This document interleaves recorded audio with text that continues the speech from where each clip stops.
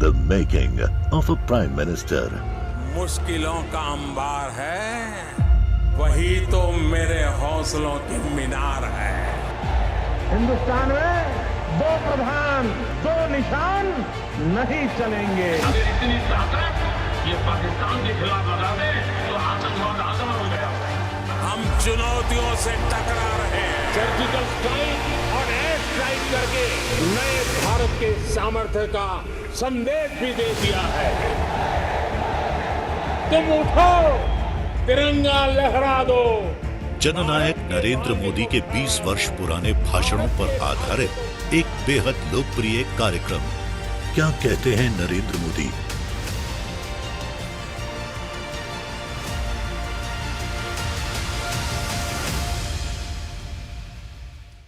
नमस्कार, मैं हूं आपके साथ मीमांसा मलिक। हमारे खास प्रोग्राम क्या कहते हैं नरेंद्र मोदी में आज हम आपको सुनवाएंगे पीएम मोदी का वो ऐतिहासिक भाषण जो उन्होंने 7 फरवरी 2014 को अहमदाबाद में दिया। एक कार्यक्रम के दौरान पीएम मोदी ने कहा कि सालों तक गुजरात एक ट्रेडर स्टेट के रूप में जाना गया, लेकिन पिछले 20 सालों में गुजरात का मूड बदला है और अब गुजरात एक मैन्युफैक्चरिंग स्टेट बनने जा रहा है। गुजरात की छवि एक ट्रेडर की छवि रही। हम एक ट्रेडर स्टेट के रूप में जाने गए और वो ट्रेडर स्टेट के रूप में जाने गए, उसके कारण क्या हुआ? हमें कभी ये विचार ही नहीं आया कि हम इससे बाहर निकल सकते हैं। करीब करीब हमारी एक सदी एक ट्रेडर के रूप में गई है। एक जगह से माल लेना, दूसरी जगह पे बेच देना और बीच में जो कुछ भी मिला उससे गुजारा कर लेना। पिछले 20 सालों में गुजरात के अंदर मूड बदला है और मूड बदलने के बाद गुजरात एक मैन्युफैक्चरिंग सेक्टर में एंट्री कर रहा है।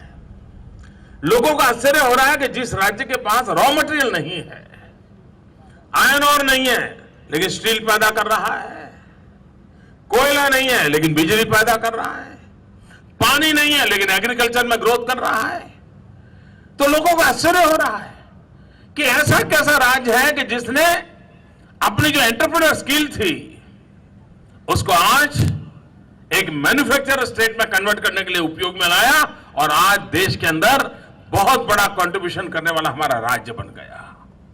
हमारी कोशिश यह है कि हमें ग्लोबल मार्केट को एड्रेस करना चाहिए।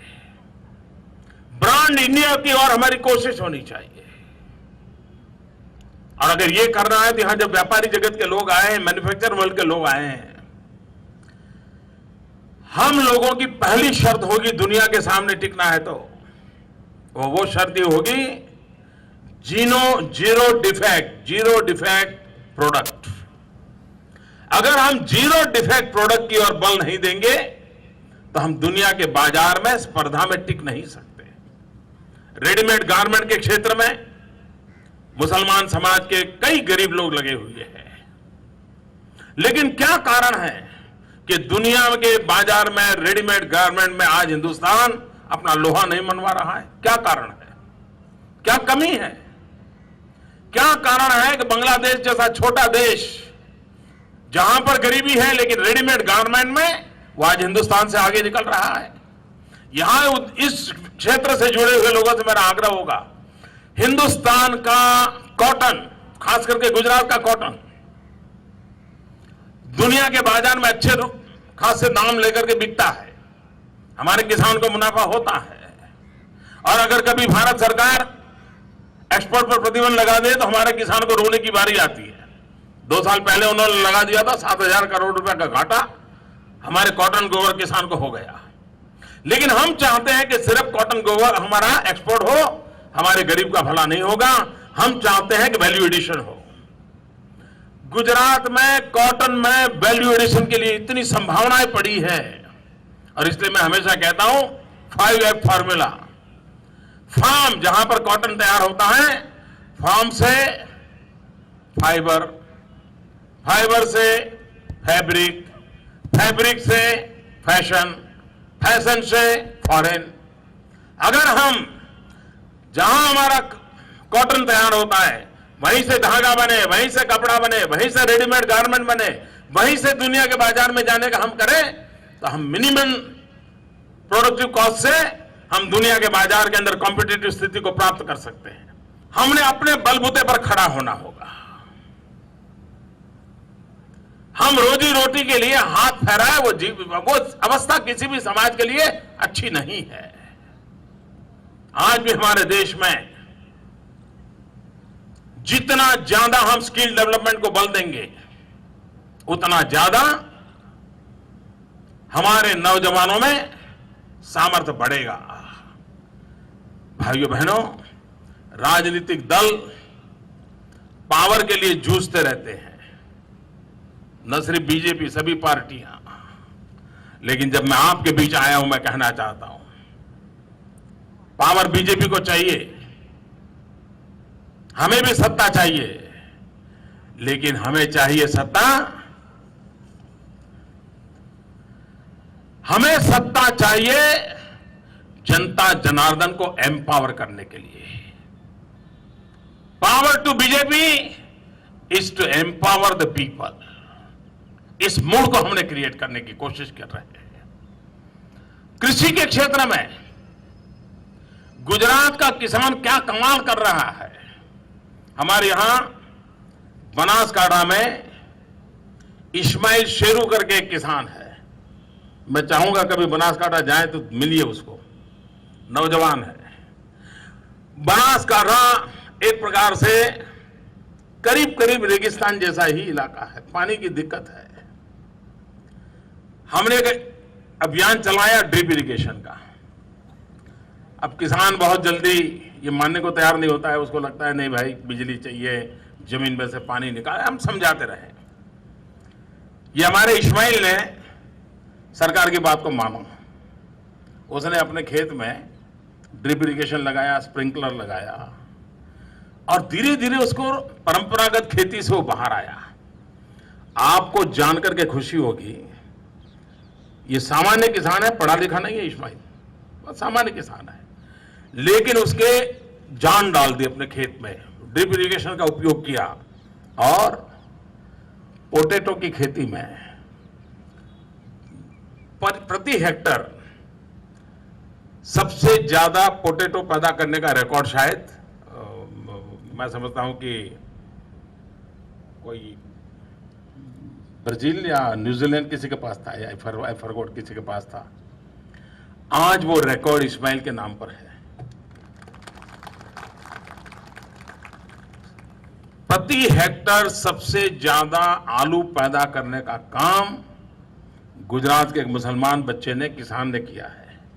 इसका और इतना ही नहीं, वो जो क्वालिटी आलू पैदा कर रहा है, अमेरिका की एक कंपनी उसके खेत से सीधे आलू मांग रही है जी। इसका मतलब यह हुआ कि जिनके पास सामर्थ्य है, जो कुछ करना चाहता है, उसके साथ अगर हम एक प्रकार की डेवलपमेंट पार्टनरशिप, इसको जितना हम बल देंगे, उतना ज्यादा हम लाभ सामान्य से सामान्य व्यक्ति को हम दे सकते हैं। आज भी आप जाएंगे, गुजरात का कोई जिला ऐसा नहीं होगा कि जहां पर वॉच रिपेयरिंग का काम मुसलमान लड़के के पास ना हो। लेकिन अब इलेक्ट्रॉनिक वॉच आ गई तो उसको रिपेयरिंग काम ही नहीं मिल रहा है, क्योंकि लोग देखते खराब हो गए फेंक दो। अब उसके बाद जो टैलेंट है, उस टैलेंट का आगे कैसे उपयोग हो। आप जब बैठ करके इस प्रकार से सोचते हैं तो ऐसी हमारे मैं चाहूंगा आप ये जो मिशन लेकर के हमारे कुछ मित्र काम कर रहे हैं, हम मैपिंग करें कि गुजरात की कौन सी 10-12 ऐसी टैलेंट है जिसमें मुसलमान समाज के नौजवानों के पास सामर्थ्य पड़ा हुआ है। एक एक टैलेंट के लोगों को कभी इकट्ठा किया जाए, उनको कहा जाए अच्छा बच्चा भाई तुम ये कर रहे हो, तुम इतना रिसर्च कर रहे हो, तुम्हारे पास स्किल है, कैसे आगे बढ़े बताओ। मैं आपको विश्वास से कहता हूं मित्रों, ऐसी नई नई चीजें वो देंगे और सरकार उनको मदद करेगी ताकि वो खुद तो अपने पैरों पर खड़े हो जाएं, लेकिन उनके द्वारा जो उनके टैलेंट का उपयोग होगा गुजरात के अंदर प्रोडक्टिविटी के क्षेत्र में वो नया कंट्रीब्यूशन कर सकते हैं, इस स्थिति में पैदा कर सकते हैं। और इसलिए उनके सामर्थ्य को खोजते हुए उनके अंदर आवश्यक इनपुट पहुंचा करके, एक एनवायरनमेंट क्रिएट करके हम उनको विकास की मुख्य धारा के अगुवा बना सकते हैं। और हमारा सपना यह है, सबका साथ सबका विकास। अगर विकास भी करना है तो सबका करना है, विकास भी करना है सबका साथ लेकर के करना है, विकास भी करना है सब तक पहुंचे इस प्रकार का विकास करना है, विकास भी करना है सबकी भलाई के लिए करना है। इस मंत्र को चरितार्थ करने को लेकर के अगर हम आगे बढ़ते हैं, मैं विश्वास से कहता हूं भाइयों बहनों कि हम आने वाले दिनों में प्रगति की नई ऊंचाइयों को पार कर सकते हैं। हमारे देश में जब मैं विकास की बात करता हूं, मैं एक विजन की चर्चा करता हूं, तो मैं इन 4 बातों पर बल देकर के काम करता हूं। और गुजरात ने पिछले 10 साल में इन 4 बातों को जी करके दिखाया है, लागू करके दिखाया है। और उसी का कारण है कि आज हम नए सपने देख पा रहे हैं। ये बैठ करके ये सपने देखना छोटी चीज नहीं है जी, लेकिन सपने भी तो अगर सुख चैन की माहौल होगा तभी तो आते हैं जी। अगर बेचैनी होगी तो सपना आएगा कहां से? और इसलिए वो सुख चैन की जिंदगी मुहैया कराने का काम पिछले 10 साल में हमने सफलता से पार किया है। और उसी से आज गुजरात का हर नौजवान, गुजरात की हर बेटी नए सपने देखना चाहती है, नए सपनों को साकार करना चाहती है और खुद के जीवन में भी आगे बढ़ना चाहती है, देश के जीवन को भी आगे बढ़ाने में अपना कंट्रीब्यूशन देना चाहती है। और जिन 4 मूल बातों को लेकर के हम आगे बढ़े हैं, वो एक है सिक्योरिटी। आज गुजरात के ऑटो रिक्शा वाले का एक दिन भी खराब नहीं होता है, उसको कभी भूखा नहीं मरना पड़ रहा है, उसको चिंता नहीं रहती कि ऑटो रिक्शा लेके जाऊंगा पता नहीं क्या होगा। सिक्योरिटी का कारण आज हर एक के लिए पनपने का एक वातावरण बना है। दूसरा है इक्वालिटी।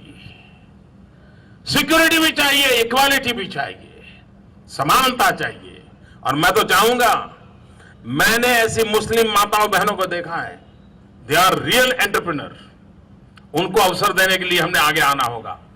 मुस्लिम महिलाओं में भी कुछ कर गुजरने की ताकत है। आप भी देखिए कश्मीर के अंदर, जो कश्मीर में हैंडीक्राफ्ट का काम है वो ज्यादातर मुस्लिम महिलाओं के हाथ में है। हमारे कच्छ में जाइए, हैंडीक्राफ्ट का काम है ज्यादातर हमारी मुस्लिम महिलाओं के हाथ में है।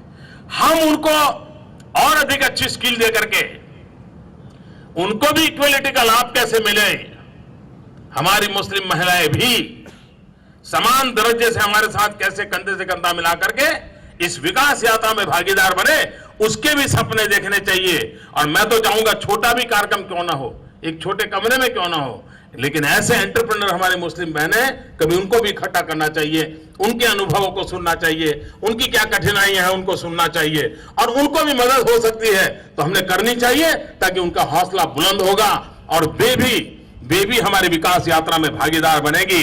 तो हम सिक्योरिटी की बात हो, इक्वालिटी की बात हो, हम सपना देखते हैं प्रॉस्पेरिटी का। Security, equality, prosperity and equity. गरीब से गरीब का उसमें भला होना चाहिए। इन 4 मंत्रों को लेकर के security, equality, prosperity and equity, इन 4 मुद्दों को लेकर के हम आगे बढ़े और हम हर एक की जिंदगी में एक नई रोशनी लाएं। हम राज्य के विकास के अंदर हर किसी को हिस्सेदार बनाएं। The making of a Prime Minister. मुश्किलों का अंबार है, वही तो मेरे हौसलों की मीनार है। हिंदुस्तान में 2 प्रधान 2 निशान नहीं चलेंगे। अगर इतनी ताकत ये पाकिस्तान के खिलाफ लगा दे तो आतंकवाद आसान हो गया। हम चुनौतियों से टकरा रहे हैं। सर्जिकल स्ट्राइक और एयर स्ट्राइक करके नए भारत के सामर्थ्य का संदेश भी दे दिया है। तुम उठो, तिरंगा लहरा दो। जननायक नरेंद्र मोदी के 20 वर्ष पुराने भाषणों पर आधारित एक बेहद लोकप्रिय कार्यक्रम क्या कहते हैं नरेंद्र मोदी